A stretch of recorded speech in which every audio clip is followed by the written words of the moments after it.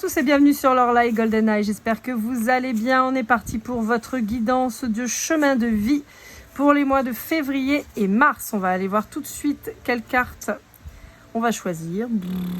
Hop là, avec l'oracle, non c'est le tarot des muses, de Chris Anne, un petit nouveau que je viens d'acheter. Enfin un petit nouveau dans ma collection, hein, parce que après sinon ça fait un petit moment qu'il existe. Et on va partir avec le numéro 5, chemin de vie numéro 5, avec le hiérophante. Alors, bon, on a quand même cette notion de devoir créer son introspection. Mais j'ai un départ pour vous. J'ai l'impression que vous partez.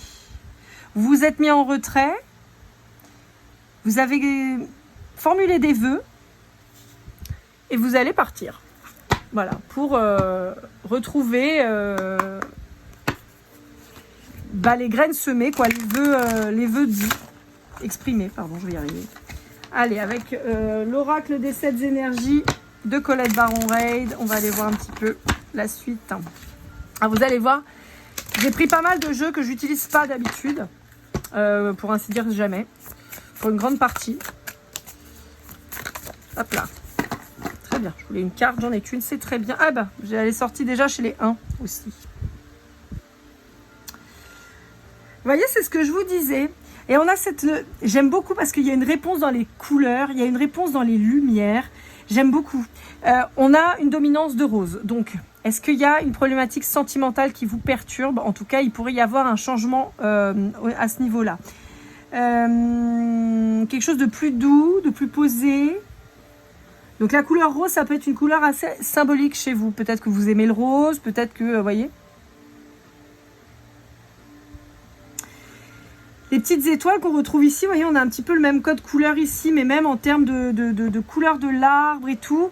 Moi, je pense que on vous reconfirme ce côté où vous avez envoyé des vœux à l'univers, vous avez semé des graines, et c'est en train d'arriver. Vous voyez, là, on les envoie. C'est les lanternes thaïlandaises, on les envoie et ici elles sont en train d'arriver pour s'implanter. Vous voyez, il y a une sorte de continuité. C'est très joli, j'aime beaucoup.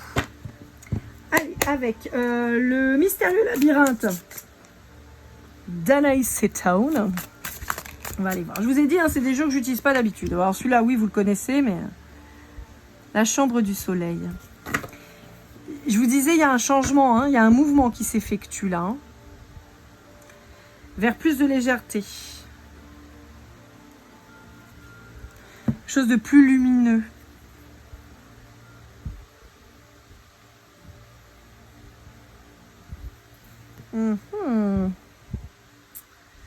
Avec qui je vais aller? Je vais aller avec celui-là. La voix des âmes d'Isabelle Serre.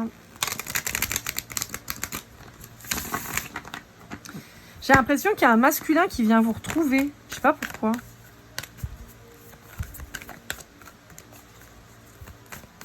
Alors, écoutez, on monte Pocahontas avec l'arbre. Je sais pas pourquoi. Et alors, pour ceux qui connaîtront la légende, elle me fait penser à la Lorelai, justement. Alors, je sais pas si vous savez, hein, Lorelai, c'est allemand. C'est la sirène du Rhin. C'est une légende, voilà, du coin. Ça a été un opéra aussi. Il y a plusieurs actrices qui portent ce nom en tant que rôle et tout ça, dont dans Gossip, Marilyn Monroe. Enfin voilà, il y a eu Gossip Girl et tout ça. Gilmore Girl, je sais plus. Gossip Girl, je crois. Bref. La Lorelai, en fait, donc c'est, selon l'histoire, une femme qui était sur une sirène, donc qui était sur un rocher sur le Rhin et qui chantait. Et les marins s'écrasaient littéralement sur son rocher. Mais on avait cette période d'attente. Dans un poème, parce que qui est très connu, si vous avez fait allemand, vous l'avez peut-être étudié, Dis-moi Lorelai. Alors je ne vous le ferai pas parce que je ne parle pas du tout allemand, mais vraiment pas une cacahuète. Mais dans Dis-moi Lorelai, on a aussi cette histoire d'une femme magnifique qui a été enfermée en fait par le curé ou je sais pas trop qui, enfin bon, un homme d'église en fait dans une tour, mais Lorelai ne supportant pas d'être enfermée en fait, se jette littéralement de la tour et meurt dans le Rhin. Bref, il y a plusieurs histoires, mais vous voyez, on a cette position un petit peu d'attente qui me fait penser à ça. Et puis je vous invite évidemment à aller jeter un œil sur la Lorelai. Il y a plein de musique. Il y a une chanson de Scorpion. Il y a... Je me souviens que j'avais trouvé aussi des sons japonais, parce que j'aime bien le Japon. Donc voilà, si ça vous intéresse, allez jeter un yeux. En tout cas, c'est à ça que ça me fait penser. Bon, il y a une espèce de leçon de vie un petit peu chez vous, là. Il y a besoin de comprendre certaines choses. Je ne veux pas parler. Vous voyez, il y a un lien avec une expérience dans votre vie. Ouais. Il y a une notion de briser, en fait, un mental qui vous plonge dans une vision des choses un peu narcissique. Alors, on peut vous dire que vous avez peut-être été victime aussi d'une personne comme ça, mais le mental ressort. On a vraiment cette notion-là, hein. On a un ego déséquilibré chez vous. Peut-être démesuré pour certains.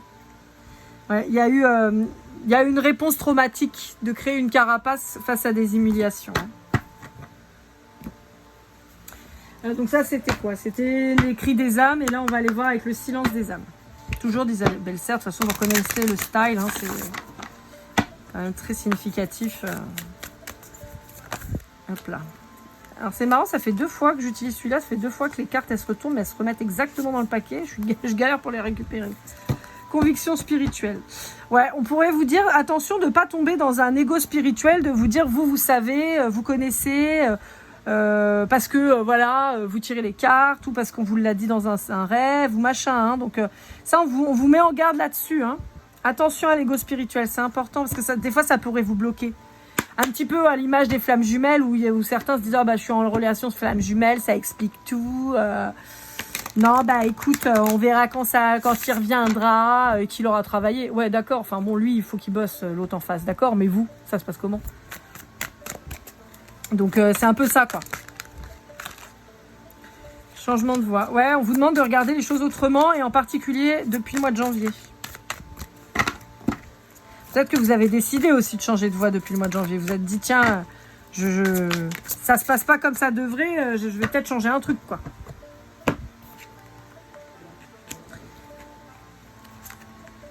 Ouais. Bon, on a toujours quand même cette espèce d'emprise familiale qui pourrait être là. Ouais.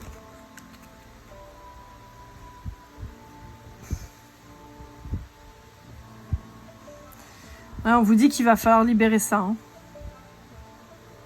pour aller vers plus lumineux. J'ai l'impression qu'elle est complètement décousue, votre guidance. J'ai du mal à m'y retrouver, moi.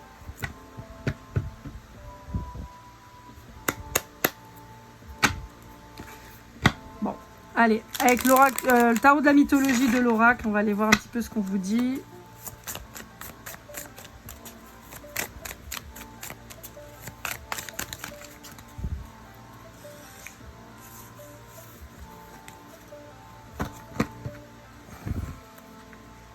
Cassandre. Ouais. Bon, j'ai un besoin de reconnaissance chez vous. Hein. J'ai un besoin de reconnaissance, ce qui explique cette espèce d'ego un peu narcissique que vous pourriez avoir par moment, où vous dites les choses et on ne vous croit pas, peut-être parce que vous dites trop parfois.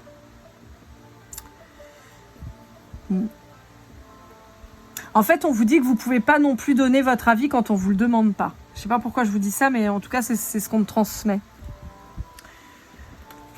Mais vous avez besoin de reconnaissance. Vous avez besoin qu'on vous prenne au sérieux.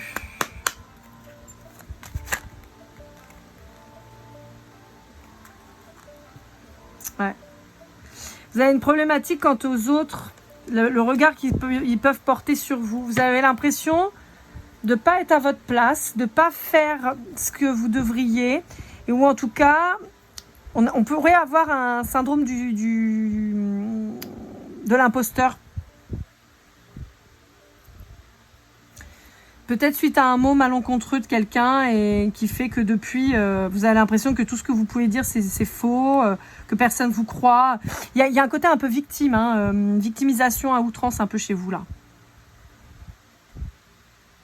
Au lieu de regarder dans les yeux le problème, vous avez tendance à dire que c'est les autres qui veulent pas vous écouter, qui veulent pas vous croire. Putain, c'est un peu violent comme guidance.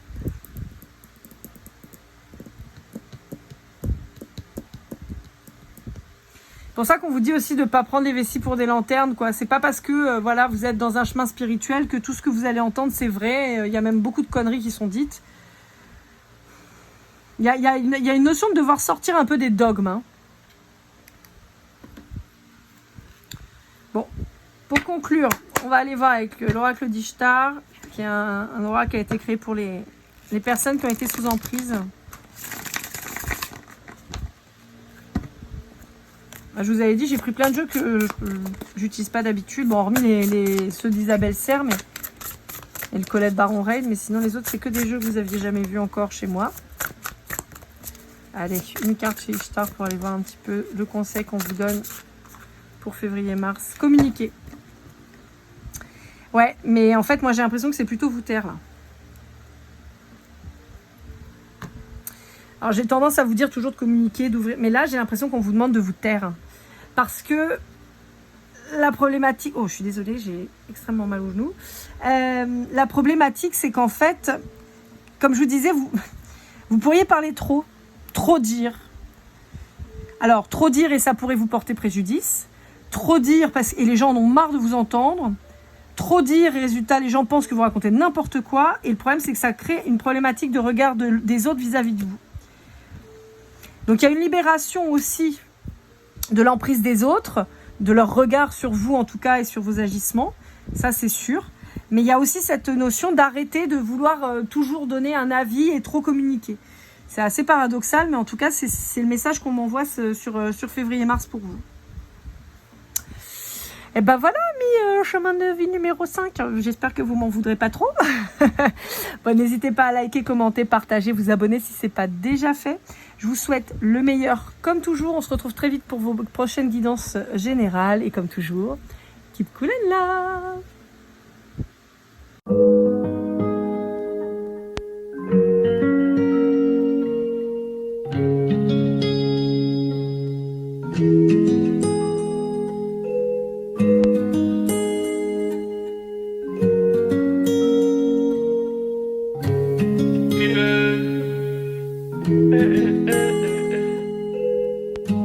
Si je t'ai fait du mal inconsciemment bébé dis-le moi. Au fond de toi je sens le calme avant la tempête.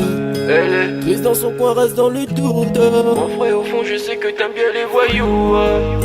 Je te donnerai que du love, que du love, que du love, que du love, que du love, et du love, et du love. Ouais, veux pas t'oublier. Tu me donnes souvent des coups de barre, j'ai pas eu le temps de te dire qu'avec toi seul j'avais l'ambition de bâtir mon empire. De ton absence c'est aussi dur de faire un sourire. Si j'ai des sens c'est impossible pour moi de